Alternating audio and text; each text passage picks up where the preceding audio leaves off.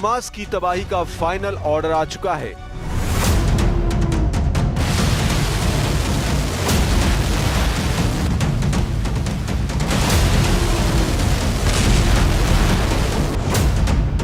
Gaza पर पूरे कब्जे का ऐलान हो चुका है।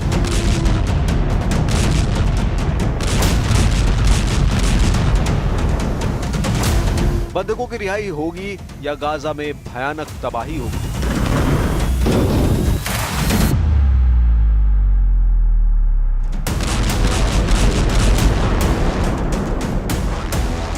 गाजा तहस नहस हो चुका है। तबाही की ये नई तस्वीरें खान यूनुस से आई हैं, जहां इजराइल के हमले के बाद धुएं का भयानक गुबार आसमान को छू रहा है।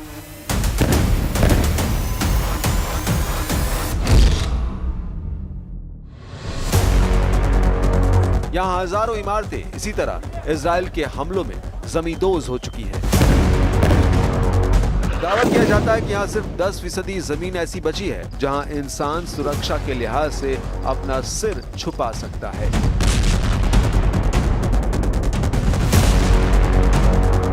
जंग को 21 महीने से ज्यादा का वक्त बीत चुका है, लेकिन अभी भी हो रहे हमले इस बात की तस्दीक कर रहे हैं कि गाजा के लिए संघर्ष कितना लंबा होता जा रहा है।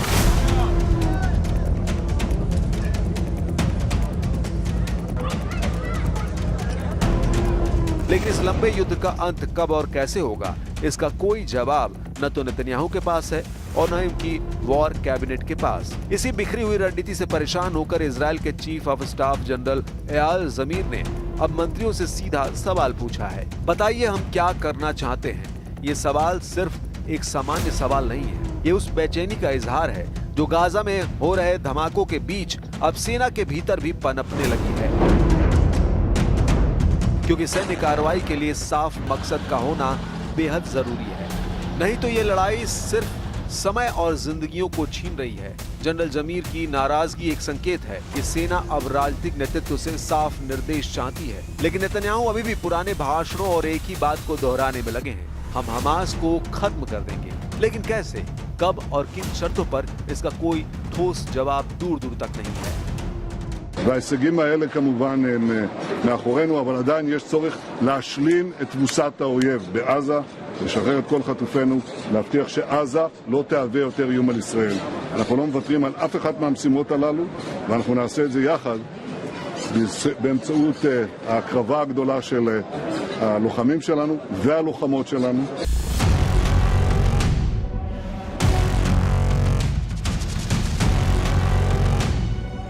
जब से हमास और इस्लामिक जिहाद ने 2 बंधकों के वीडियो जारी किए हैं, इजराइल की आत्मा कांप गई है। उन बंधकों की आंखों में डर, चेहरे पर भूख और आवाज में करुणा थी। वो कह रहे थे, हमें बचा लो। कुछ ही महीनों पहले हमास के कब्जे से आजाद हुए पूर्व बंधक तल शुहाम बताते हैं कि इन बंधकों को किन हालात में रखा गया है।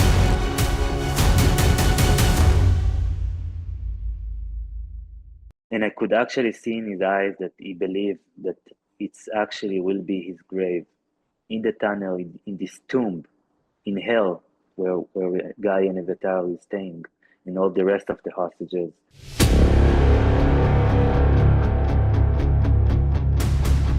इस वीडियो ने पूरे इजराइल को हिला दिया। देश भर में प्रदर्शन हो रहे हैं। बंधकों के परिवार अब नेतन्याहू पर गुस्से में हैं। उनका कहना है, हमारे अपनों की जान बचाइए, चाहे उसके लिए सीज फायर ही क्यों न करना पड़े। लेकिन नेतन्याहू कह रहे हैं कि इन वीडियो ने उनके इरादे को और मजबूत किया है। मतलब हमास के खिलाफ लड़ाई और तेज होगी, फिर भीषण बमबारी होगी, फिर गाजा पर सीरियल स्ट्राइक होगी। लेकिन सवाल ये है कि इस इरादे की कीमत क्या है। अगर बंधक मर गए तो फिर क्या बचा?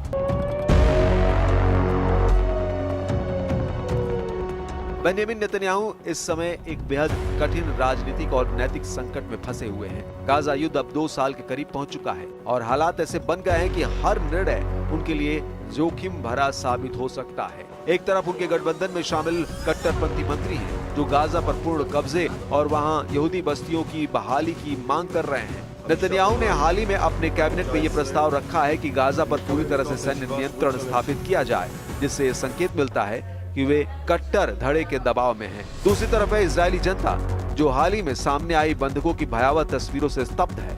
इन तस्वीरों में बंधक बेहद कमजोर और कुपोषित दिख रहे हैं, जिससे जनता का गुस्सा और चिंता दोनों बढ़े हैं। बंधकों के परिवारों और आम नागरिकों की मांग है कि सरकार युद्ध विराम की दिशा में कदम उठाए और बंधकों की सुरक्षित वापसी सुनिश्चित करे। तीसरा दबाव है अंतर्राष्ट्रीय समुदाय का, जो अब इस लंबे युद्ध से थक चुका है। संयुक्त राष्ट्र और कई देशों ने गाजा में भुखमरी और मानवीय संकट को लेकर इजराइल की आलोचना की है। रिपोर्ट के अनुसार गाजा में कुपोषण और भुखमरी से मरने वालों की संख्या लगातार बढ़ रही है। अमेरिका, यूरोपीय संघ और अन्य देशों ने नेतन्याहू से युद्ध विराम और मानवीय सहायता की अनुमति देने की अपील की है। इस त्रिकोणीय दबाव के बीच नेतन्याहू की स्थिति बेहद नाजुक हो गई है।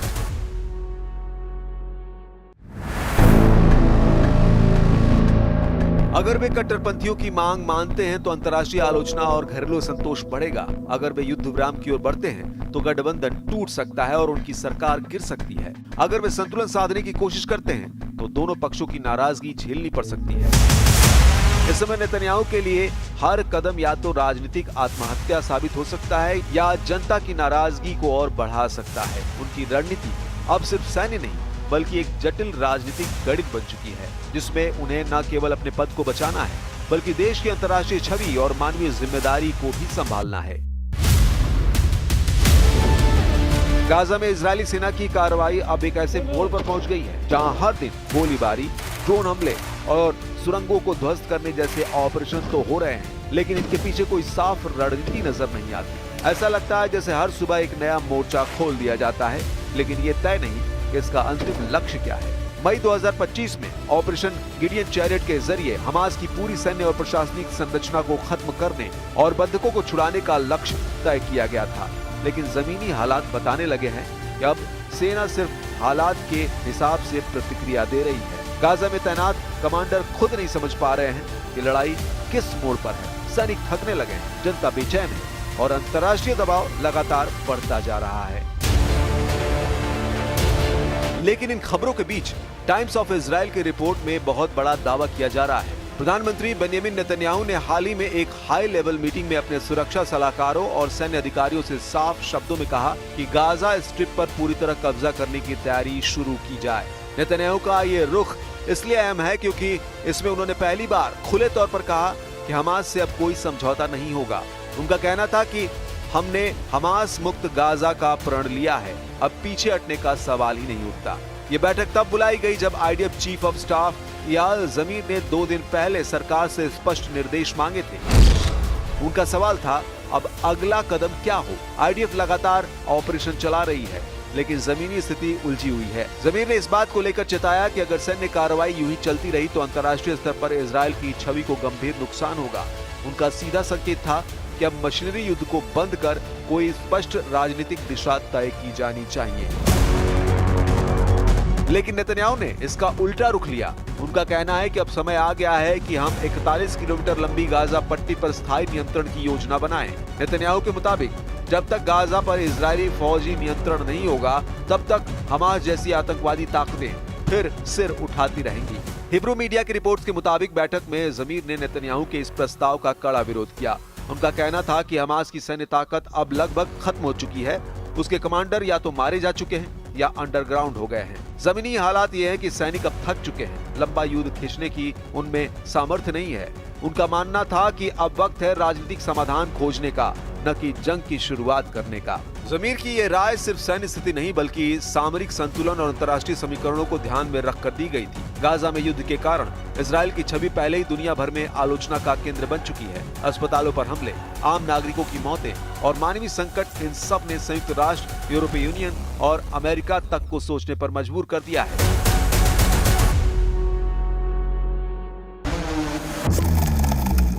एक तरफ नेतन्याहू है जो राजनीतिक दबाव और अपने वादे को निभाने के लिए एक आक्रामक सैन्य नीति को आगे बढ़ा रहे हैं। वहीं दूसरी ओर सेना का एक वर्ग है जो मानता है कि अब मिशन कंप्लीट की घोषणा कर आगे बढ़ना चाहिए। ये सिर्फ एक रणनीतिक सवाल नहीं है, ये उस नैतिक, सैन्य और राजनीतिक संकट का आईना है जिसमें इजराइल आज फंसा हुआ है। क्या नेतन्याहू गाजा पर कब्जे की जिद पूरी कर पाएंगे या सेना की थकावट और अंतर्राष्ट्रीय चेतावनियों के बीच उन्हें पीछे हटना पड़ेगा?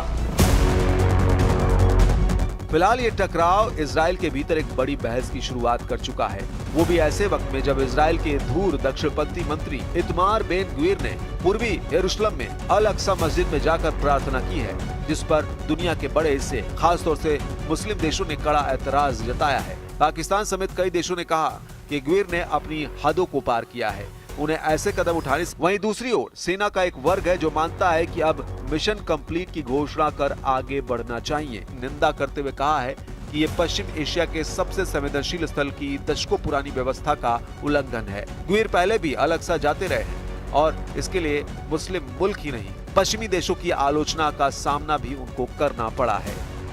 סרטוני הזוועה של החמאס באים על רקע דבר אחד, הניסיון שלהם ליצור לחץ על מדינת ישראל. ואני אומר דווקא מכאן, מהר הבית, המקום בו הוכחנו שאפשר לעשות ריבונות ומשילות.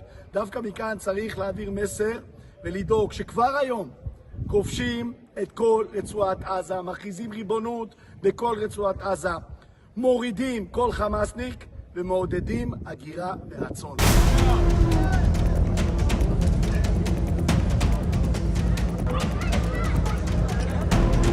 गाजा में अब न मलबा गिनने की फुर्सत है, न लाशें दफनाने की जगह। एक एक ईंट बोल रही है कि इस युद्ध में सिर्फ शहर नहीं, जमीर भी तबाह कर दिए गए। मिसाइलों की आवाज अब इजराइल में भी बेचैनी घोल रही है, क्योंकि सवाल सिर्फ एक है, आखिर हासिल क्या हो रहा है? जब दुश्मन की कमर टूट चुकी है, उसके ठिकाने ध्वस्त हो चुके हैं, तो फिर हर दिन नई बमबारी क्यों? क्यों बचे हुए बंधकों की जान हथेली पर रखी जा रही है? क्यों थके हुए सिपाही मैदान में झोंके जा रहे हैं?